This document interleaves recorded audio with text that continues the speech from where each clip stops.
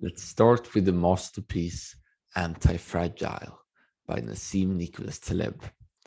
And yeah, when you click this video, when you read the title, you read it right. I have now listened to Anti-Fragile, which is 16 hours, by the way, in the normal speed, 5 times, of which 3 of those times were during this week alone. Because when I strike gold, I make sure to extract as much as possible from it. And I love this book so much and will provide a more comprehensive book summary after finishing the Barbell series. And I covered it twice before, but this book consists of 7 different parts. Part 1 is called Introduction to Anti-Fragility, in which the definition is set between fragile, robust, and anti-fragile. And if you're anti-fragile, you gain from stressors and volatility. So that was part 1. Part 2 is the modern denial of anti-fragility, in which Taleb, the author, heavily criticized society, especially economists, for being very naive, ignorant, and predictive. And part 3 is more practical for all of us, how to become anti-fragile. And via examples such as Seneca and more fictional characters such as Nero Tulip and Fat Tony, which are both, what can you say, very optional and in the moment strategically utilizes others' bad predictions. So it all comes down to what is called the barbell strategy, or Seneca's barbell. And you probably heard that name before if you watched my channel and listened to the podcast by now, because my current productivity system is called the barbell system. And yeah, it is based from this book, because the evidence is very stark that it will bring significant benefits beyond one's imagination. So that was part 3. Part 4 is more about the optionality, because if you have tons of options and always choose the best one, you do not need intelligence or predictions for that matter.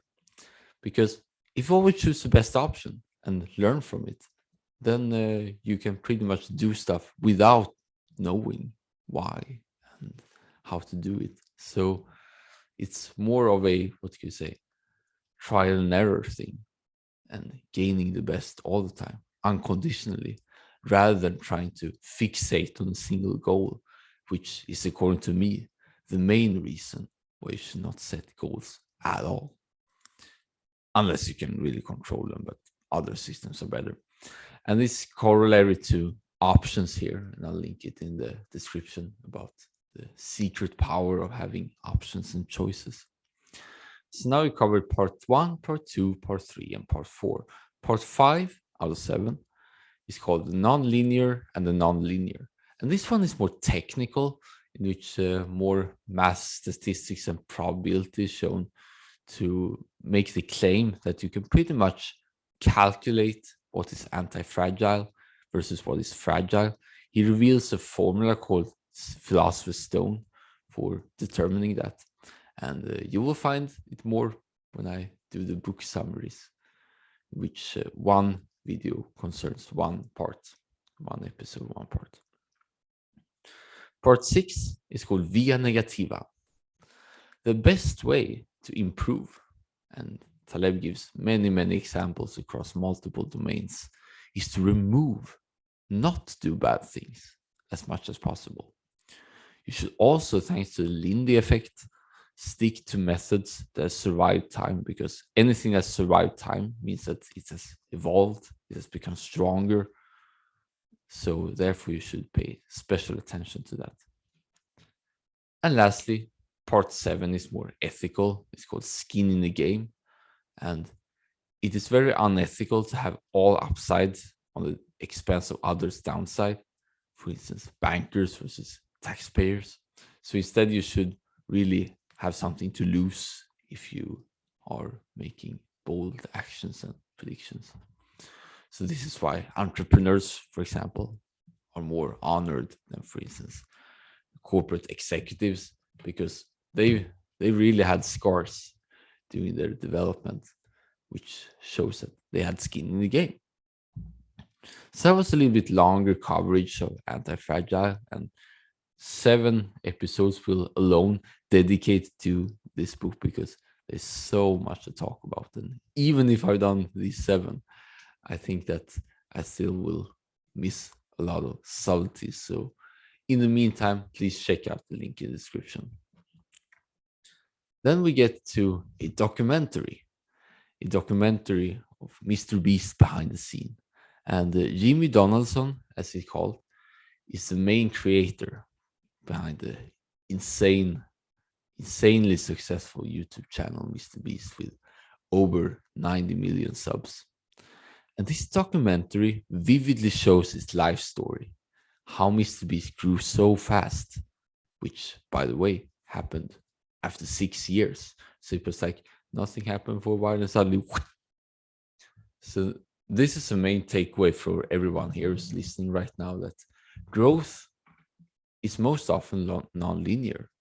So you don't have to worry like if anything doesn't happen for a while, for instance, 3 months, 6 months, 1 year, 2 years, even 6 years, 10 years for that matter, because it will all compound to the end and it will be so worth it.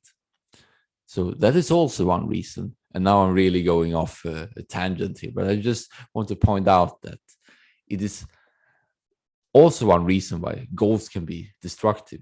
Because if you have a, what you say, premature expectation of, now I want to achieve a certain target in 3 months, for example, and you don't hit it because it's more compounding, that it is slow in the beginning and then fast, then you're pretty much torturing yourself with negative emotions and short-term thinking, which pretty much undermine the whole process. So you should pretty much trust that it will pay out in the end, as long as you're very attentive to the options that you have and make the best of them, and focus on your product, content, your customers, audience, all that stuff. More important than setting goals. Anyway, back to the documentary. And what I really liked it is that it truly showed Mr. Beast's or Jimmy's true tinkering, innovativeness, and his story. It was very well made and very capturing, both from a intellectual and emotional level. And of course, he's stunningly generous with money, which always is extremely honorable. So he's one of the best people ever in this world, according to me. And yeah, I truly mean that.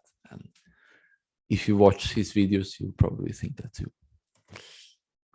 So this is Dr. David Spiegel, and he has shown through various high-quality academic papers that clinical hypnosis, which is different, by the way, from stage hypnosis, because stage hypnosis has a bad rap of making people lose control, but clinical hypnosis is more the opposite. Think of it as some kind of meditation, although it's not really meditation, but it's almost in the same ballpark.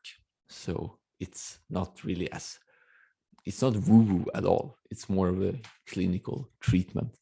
So now we got that covered.